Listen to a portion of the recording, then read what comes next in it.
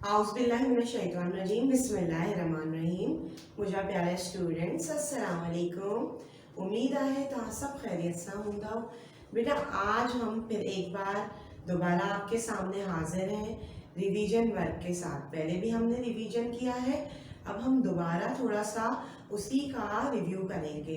ठीक है बेटा, तो हमने जैसे आपको सफ़ा नंबर 10 पे पढ़ाया था सबक बे, सिंधी जो निज खालिस अखर हुर्फ बे।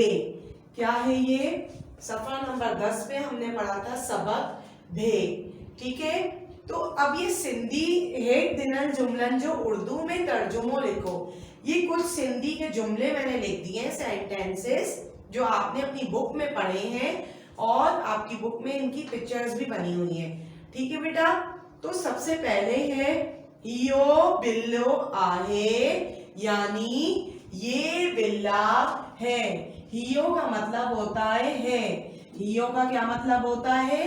ये बिल्लो यानी जानवर का नाम है, पालतू जानवर है ना, बिल्ला बिल्ली।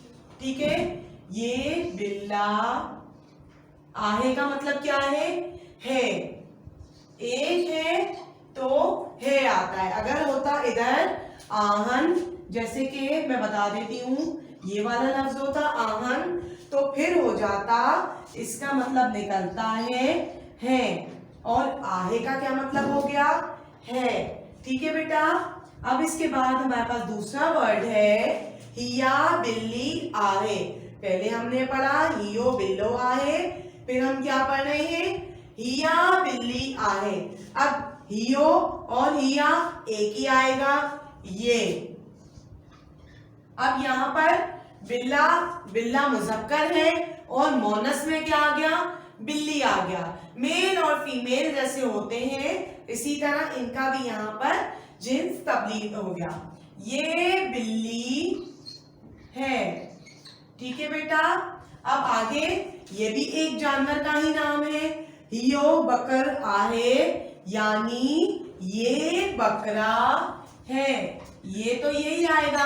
अब नाम बदल गया जानवर का, पहले था बिल्ला और बिल्ली, अब आ गया बकरा, ये बकरा है।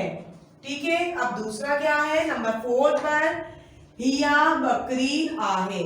जेर और जबर का और पेश का यहाँ पर फर्क है। अब हिया बकरी आहे यानी ये बकरी है। ठीक है बेटा, तो हमने क्या पढ़ा? हियो बिल्लो आहे, ये बिल्ला है। हिया बिल्ली आहे, ये बिल्ली है।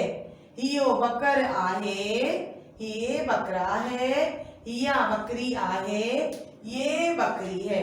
ठीक है, तो हमने सिंधी जुमलों की उर्दू की जैसे अल्फाज के मायने हम लोग करते हैं ना, अब इसी की मश्क में कुछ अल्फाज मायने भी आप लोगों को दिए गए हैं जो आपने अपनी कॉपी में भी किए हैं। जैसे कि मश्क पढ़ो लिखो, आपकी कॉपी में, आपकी बुक में दिया गया है एक लफ्ज है बेर। बेर का मतलब है बेड़। ठीक है बेटा, कैसे लिखते हैं हम? पहले निज अक्षर आएगा, फिर उसके बाद ये आएगी और फिर रे आएगा। ठीक है, इसका मतलब है बेड़, खाने वाला बेड़। ठीक है, इसके बाद बेव लफ्ज, दूसरा लफ्ज क्या है हमारे पास? बुक। बुक का क्या मतलब है बेटा? बुक का मतलब चुल्लू भर पानी, थोड़ा सा जो चुल्लू भर, मुट्ठी भर पानी लेते हैं ना हम, उसको कहते हैं चुल्लू को। चुल्लू को क्या कहते हैं? बुक कहते हैं। या थोड़ा सा जो हम, ठीक है समझ गए होंगे आप लोग। उसके बाद हमारे पास तीसरा लफ्ज है बच्चों। बच्चों का मतलब है जानवर का बच्चा, बच्चों। ठीक है बेटा, बच्चों का क्या मतलब है? जानवर का बच्चा। इसके बाद दूसरा लफ्ज बूटो। बूटो का क्या मतलब है? पौधा। बूटो, बूटो का मतलब पौधा। छोटा सा जो पौधा होता है ना, पहले पौधा बड़ा छोटा सा होता है, जब हम बीज डालते हैं वो थोड़ी सी उसकी वो निकलना शुरू हो जाती है और फिर उसके बाद वो बड़ा दरख्त बन जाता है। दरख्त को कहते हैं वण सिंधी में। और उसका जो छोटा होता है बूटो, यानी पौधा। उसके बाद है बुड्ढो। बुड्ढो का बेटा क्या मतलब होता है? बुड्ढो का मतलब होता है ज़ईफ या बूढ़ा इंसान। बूढ़ा, बहुत उम्र के जो होते हैं उसे हम क्या कहते हैं? बूढ़ा। उसके बाद लफ्ज है हमारे पास बार। बार, बार का क्या मतलब है? इंसान का बच्चा। पहले हमने क्या पढ़ा था? बच्चों। बच्चों का मतलब हमने क्या क्या पढ़ा था? जानवर का बच्चा। फिर हमने क्या लिखा? बार। बार का मतलब इंसान का बच्चा। तो आज हमने बेटा क्या पढ़ा? हमने पढ़ा सबक सिंधी का निज अक्षर उर्फ जो होता है निज, जो सिंधी के आपके खालिस लफ्ज होते हैं वो होते हैं 7। जैसे कि आप लोग ने पहली वीडियो में देखा था कि हमने आपको लिख के दिखाए थे कि हमारे कितने लफ्ज थे। पूरी सिंधी में 52 उर्फ होते हैं। 52 में से कुछ उर्फ ऐसे होते हैं जो सिर्फ सिंधी में होते हैं। उर्दू में उनका कोई नेमो बदल नहीं होता, उनके मायने नहीं निकलते। ठीक है, तो वो हमारे पास उर्फ है 7। उन्हीं में से आज हमने वो लफ्ज पढ़ा। क्या लफ्ज पढ़ा था हमने? भे। उसकी मश्क का काम भी किया और कुछ जुमलों की उर्दू भी लिखी। ठीक है बेटा, इसके बाद आज हम पढ़ेंगे अपना हम्द का काम करेंगे थोड़ा सा। ठीक, हम्द में आपने अल्फाज मायने किए थे और उसी के सवाल जवाब किए थे। ठीक है बेटा, हमने पढ़ी थी गीत गणी जा गरजी गायूं जो तो थदड़ा मी वसाए। याद आ गया होगा और बहुत अच्छे तरीके से आप लोगों को ये नज़म याद भी हो चुकी होगी। ठीक है बेटा, तो हमने सवाल लिखा है यहाँ पर। जैसे कि हम लोग पढ़ते हैं कि हम सबको किसने पैदा किया है, दिन रात किसने बनाए हैं, तो उसी तरह एक सवाल आपको दिया गया है, असी के जा गीत गायूं ता, यानी हम किसके गीत गाते हैं या किसकी सारा करते हैं, किसकी तारीफ को बयान करते हैं। आपके चैप्टर से रिलेटेड ही ये सवाल है कि हम सब किसके गीत गाते हैं। तो हम यहाँ क्या लिखेंगे? असी। जवाब है इसका 1 वर्ड आंसर होता है। जैसे कि आप लोग जानते हैं सिंधी में कि इतने लंबे चौड़े सवाल जवाब नहीं होते, 1 वर्ड आंसर होता है। तो पहले हम यही लफ्ज नीचे उतारेंगे, असी।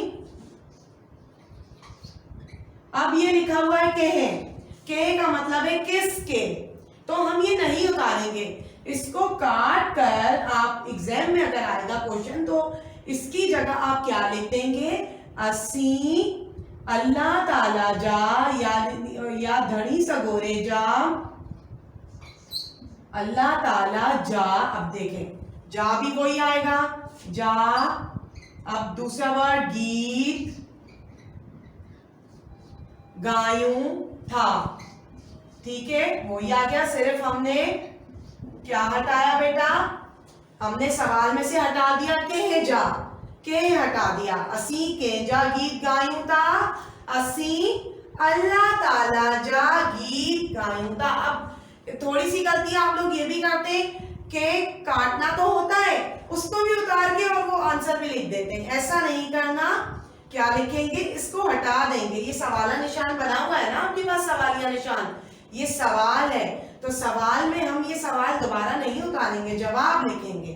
ठीक है, इसी तरह आपका दूसरा सवाल है, अर्श ते तारा केर तो टमकाए।